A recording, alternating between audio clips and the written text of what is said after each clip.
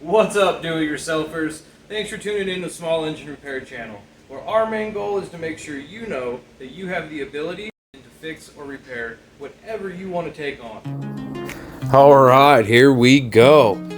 This video should apply to pretty much anything with a hydrostatic transmission, but as you guys can tell, we're working with a John Deere. We got it up in the air. If you're wondering how I got it up in the air, have the crane, stay tuned. We're going to set it down later, but this is going to be pretty fast paced, so here we go. There's a guide on the back of the transmission. It's a 15 millimeter headed guide, and it is a beep to get to. You can see why we're replacing this traction belt here. You can see all the cracks in the top here as we just pointed out there. But this guide, as you can tell, is kind of a booger. And once I get it loose to where I can actually get it with my hands, I'll reach to the back of it and finger spin that thing loose, as if we kind of zoomed in here. Once you have that guide out, makes it a lot easier to get this belt off. Next, we're going to release our tension spring. This spring, I use a mower string, as you can tell, and I'm going to slow up here as I release the spring from the frame. I know my camera angles and my camera sucks. Sorry, we're still new to YouTube. We're going to do better.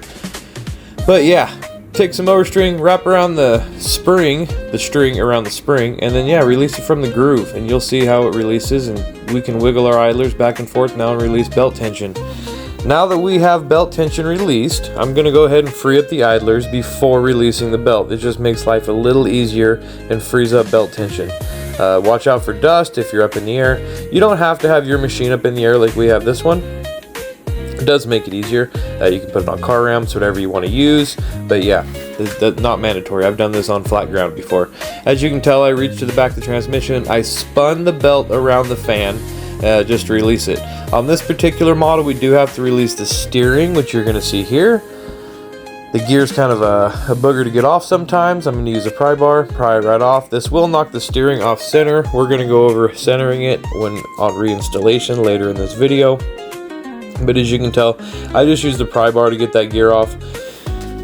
Not too big deal. You can use a regular screwdriver or a flat-headed screwdriver. I call them regulars, but whatever. Before I release the clutch or the PTO clutch here, I'm going to reach up and get the wiring undone first. That way we're not dangling it from the wires. I'm still, like I said, new to YouTube, so I did not get a good angle of the plug-in, but it's basically a black plug-in on top of your PTO clutch. And you can see it's going to have a little prong on it. I released mine with an orange screwdriver, as you can see earlier in the video just a second ago, and the plug will slide right off. And then I use an impact gun to release the clutch bolt. It's a 5/8 and 95% of them 5/8 headed bolt, and you will want to use some blue Loctite when reassembling this back on later. So I release the drive pulley at this point, and boom, there's our belt. You can see here how cracked this thing is. I'm going to show you guys in just a second.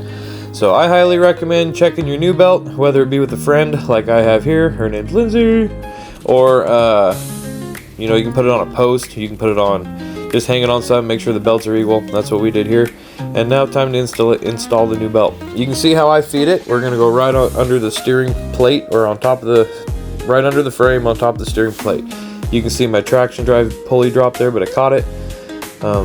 Yeah, so we're going to feed the belt on. I'm going to kind of half rig it into the bracketry for the idlers and the pulley. But the first thing I'm going to do is spin it around that transaxle. But I'm not going to put that guide on yet, even when I do. And the way I do this is I just spin it around, start feeding it around the fan, and then spin that thing around basically. And once you do that, your belt can be kind of, see there, it's kind of half routed. But we're going to go up, I'm going to kind of put it around the crank at first before I put the V idler and flat idler in. And we're going to go up around the crankshaft. I'm going to grab the traction pulley now. And then we're going to feed the belt around the main traction, or the main pulley on the crankshaft. Oh, don't go upside down. So we're going to zoom in here. Make sure you're lined up with the keyway on the crankshaft when you do this. If not, slowly spin it until you do. You'll feel it click. And then get your belt in the V groove before going up into the guide. That makes your life a lot easier. You'll see how I squeeze the back of the belt here kinda. And when I go into the V guide, or the V of the pulley, just to get it into the guide good, the frame, those guides don't come off. So they're kind of they can be problematic sometimes. This procedure is pretty easy. We're just putting the idlers back on. You can see there I probably should have slowed it down, once again learning. I put it into the groove of the idler and then slide the idler up into the bracket basically. These are 15mm nuts, or 15mm headed nuts, so nothing too extravagant there. We're going to get an impact gun, zap these things tight. I always recommend replacing these. It's kind of like changing sprockets or changing a chain without changing sprockets. They're a wear item and the belt wears to them, so might as well do it. We're going to start installing our PTO clutch here. This is pretty just like we installed the main traction drive pulley. Sorry Lindsay's elbow got in the way here, but she was helping me hold the clutch up since she was right there. I did put some Loctite on that bolt, but you have to have it lined up with the keyway on the crankshaft. Not too super hard, just if you need to spin that middle part of the clutch around to get into the keyway on the crank. So you'll see we hook our electrical plug-ins up, or plug-in. There's not two of them, so I don't know why I put a apostrophe on that. Now we're going to set up our steering. Basically I'm going to set my wheels straight up here. You can see the wheels are straight, and then boom, so we're going to zoom into the gear. Gear kind of can be problematic once in a while, but you just kind of got to move it once in a while. If you have to move your steering wheel slightly back and forth, just making sure you don't go off a tooth, or if you're okay with your steering wheel being off, this isn't a procedure that you need to worry about, but I like having my steering wheel straight when I'm done. So put the lock nut on while I'm holding the steering shaft down still, or make sure it's not going to move at least. I lock these up with a pair of vice grips too sometimes. I didn't get to put that in the video, but just raise up on the steering shaft and up on the dash part. I'll just use the vice grip as a clamp and clamp that thing tight to where it'll just hold the steering shaft up. So this is a 3/4 or 19mm nut that'll hold this thing on. And then boom, go back and forth a few times, make sure your steering wheel's straight. So we're going to go in and put the last part of this procedure together before engaging our spring. We're going to put the guide in. So the back guide, like I said, it can be kind of weird to get to, but I go in from the rear of the transaxle, as you can see here, and I just kind of find the hole and then thread that thing in. I do put a little blue Loctite on this as well. You don't want it coming out. It holds the belt on the transaxle, and not saying we've never had a machine come back, but you definitely don't want coming back if your belt just fell off when they just paid to have it put on. So, or if you're doing this yourself, there's nothing more aggravating than putting a machine together and all of a sudden having to do it all again when your belt just came off. So, not speaking of from experience at all. So, guide's on there. We're going to go ahead and engage our belt. You can see here I'm going to use some mower rope to pull that spring into the groove again, just like I did when we took it off. And my elbow got right in the way here, and I've only got one camera, so I'll apologize about that. But I used the mower string, kind of fold it in half, and then use it as a lever, or not as a lever, but as a puller basically. And I'll pull that tight, and you can see where I just pulled it right the spring into the groove there and pulled my string out. So I've done that literally thousands of times, no lie. So right now I'm just checking the idlers, spinning them, making sure there's no bindage or anything. And when I release the brake, engage the brake, make sure there's no bindage, make sure my belt looks good. Right before I go into installing the mower deck here, we're going to move on to that here shortly. So we'll set this thing down.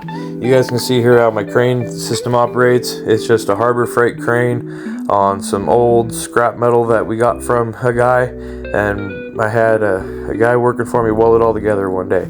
So we were doing some other stuff, so that's why, yeah. But it works really well. We've lifted thousands of machines with this thing. So undo the straps here. I do hook a safety chain when I'm using it too, just when I have them up in the air, because my wife likes to keep me around, she says anyways. I don't know, but nah, just kidding. So we're going to move on to installing the mower deck here. I figured that'd be a nice little bonus with this video. We have another video if you need to know how to remove the mower deck. I can put that in the description, which I will.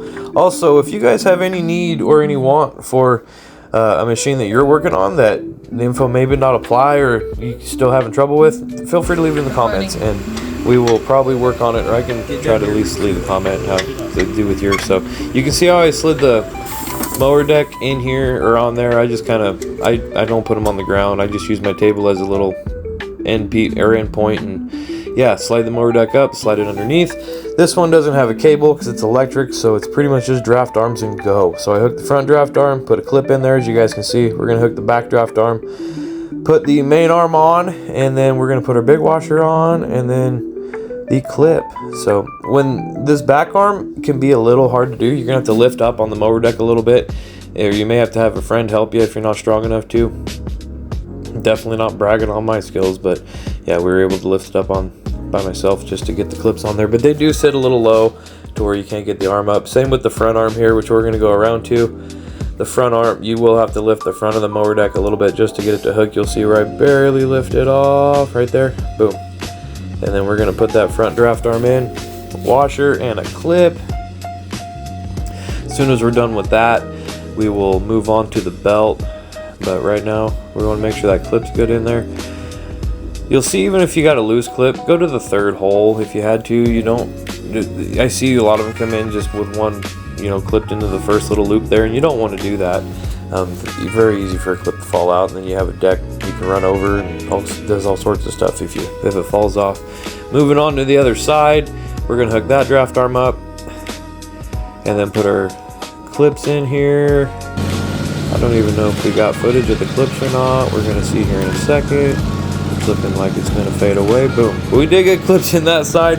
It's not gonna fall off, and we're gonna take this thing back to the client. So stay tuned. We will be having an episode with this particular machine on pickup and delivery, or actually just delivery, but we appreciate you watching, and don't forget to like and subscribe for more content like this. Have a great day.